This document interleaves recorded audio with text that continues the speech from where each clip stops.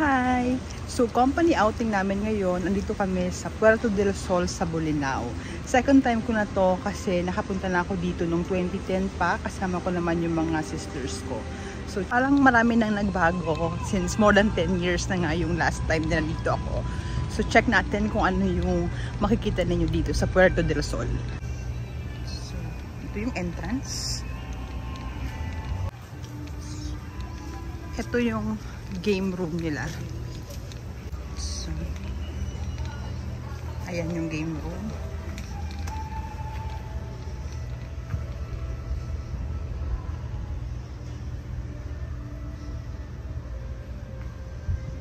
Meron din silang videoke.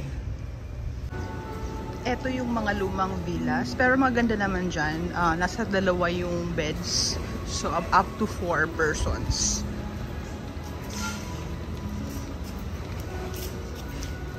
And this canopy of bougainvillea, matagal na rin to, pero maganda siyang tingnan.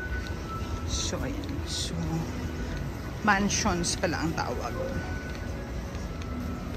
Ito yung sample nung mga mansion na, yung medyo lumang mansions. Pero actually, mas maganda nga dito kasi mas malapit sa pool. Ayan, dalawa yung beds. Dito yung ibang office mates ko naka-stay.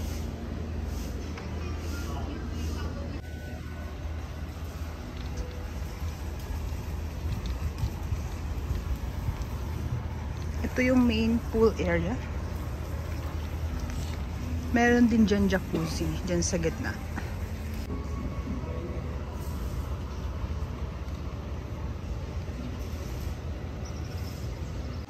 So, ito yung jacuzzi.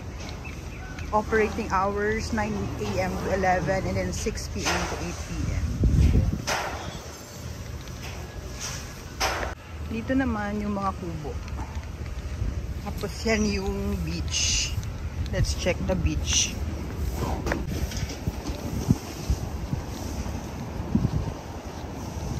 So, okay naman yung kanyang sand. Pero kasi mababaw yan. So, hanggang dun ka pa sa dulo, pwede mag-swimming. So, hindi siya good for swimming. Okay naman, pwede ka naman mag-swim. Pero kailangan mo pang pumunta dun sa dulo ng dagat. Or sa gitna ng dagat. Okay, so balik na tayo doon sa loob ng resort to check the other facilities. Meron din silang spa. So, ito yung may massage and spa. Ang ganda ng mga bougainvillea dito. So, let's check kung saan ako naka-assign na room. So, yung area kung saan yung room ko ay bago. At least wala pa siya nung last time na pumunta kami dito. This is the new wing. May mga mansions din dito.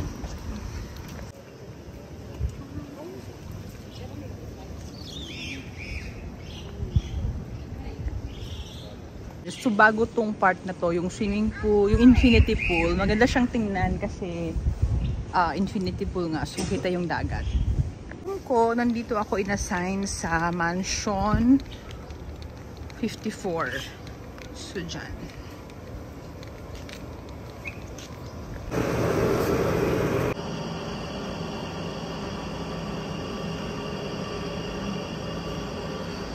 And so, let's check. Meron namang TV. Then, wala akong roommate.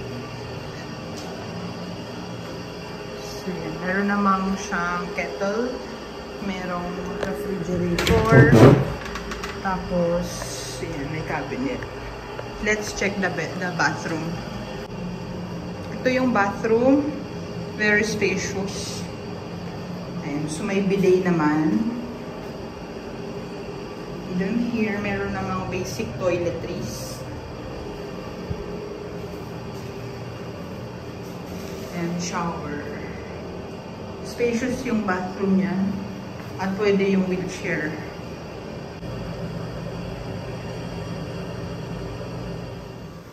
Meron ding playground dito. Sa tapat to ng room ko.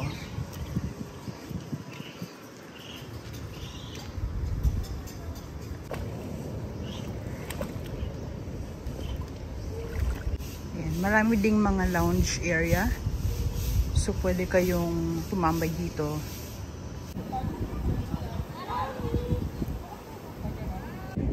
So, yan. Ganito ka pag low tide.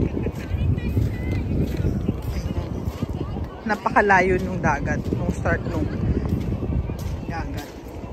Meron din ditong obstacle courses. So, kung gusto nyo mag-team building or maglaro, pwede naman.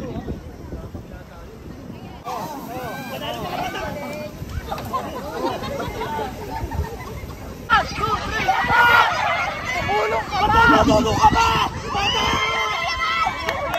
Meron pa, may pag-asa pa!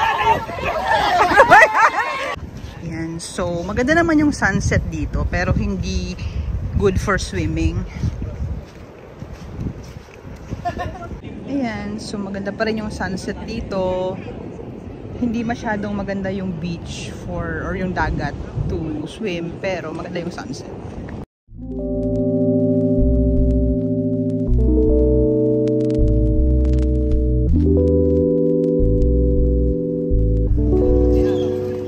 So, ito yung view nung pool, nung infinity pool pagabi.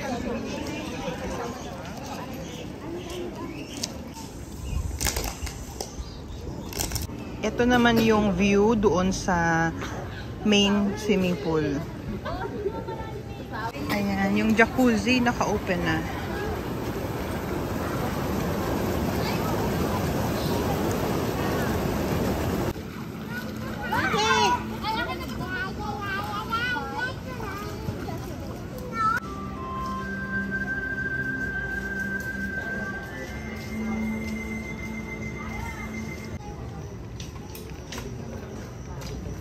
Yung sa area ng room ko.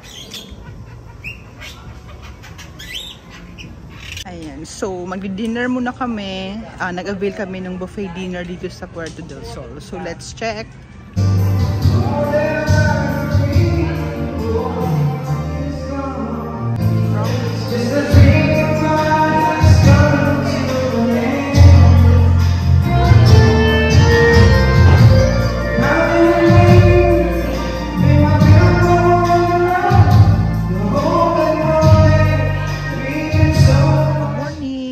Maaga kami ngayon because meron kaming land tour.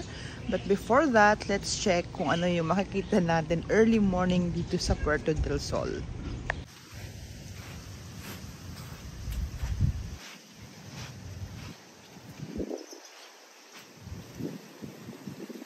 Dito kami naglaro kahapon. So dito na lang tayo maglakad papunta dun sa restaurant for our breakfast. Breakfast starts at 6:30 AM. So, ipapakita ko yun sa inyo. Pero, since nga company outing to, meron kaming dedicated space for our meals. So, pag pumunta kayo dito, possibly na hindi ganun yung breakfast nyo unless naka-buffet kayo. And dun kayo sa restaurant area talaga. Dito yung restaurant. So, kung regular guest kayo, dito kayo pupunta. Nandito yung restaurant. Ayan.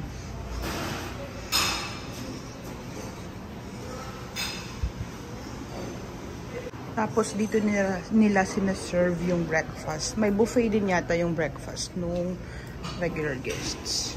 Tapos, dito sila kakain sa may maganda na actually yung view. Dito kakain yung mga guests. So, nakikita nila yung dagat. Which is good.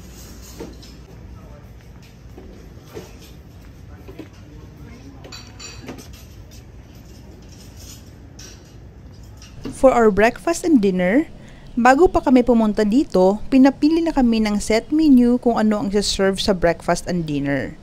Siyempre, dahil company outing ito at marami kami, yun naman ang privilege na binigay sa amin. Kung regular guest kayo, wala kayong choice sa isa-serve. Okay, so last day namin ngayon dito sa Bolinao. Last day of swimming din dito sa Puerto del Sol.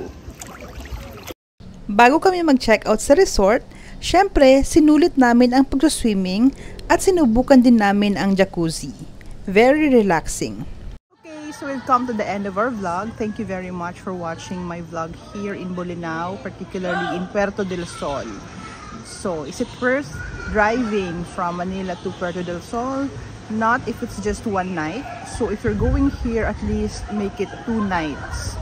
Unless malapit lang kayo. Kasi malayo siya, around 6 to 7 hours of driving. So, that's far. And don't expect din na makapag-swim kayo sa beach kasi hindi suitable for swimming yung beach nila. Kahit high tide na, mababaw pa rin yung tubig. So you have to go to Patar Beach if you want to swim at the beach or the sea. Pero maganda naman yung swimming pool. They have 2 pools.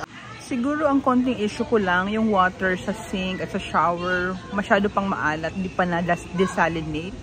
So, yun lang yung slight issues ko. In terms of service, okay naman. Attentive yung staff. At fully staffed naman sila. Puerto del Sol is one of the, I think, best resorts here in Bolinao. So, maganda yung facilities niya. Pati yung, I love the landscaping, the plants, the bougainvilleas. And there are also lounge areas like this behind me.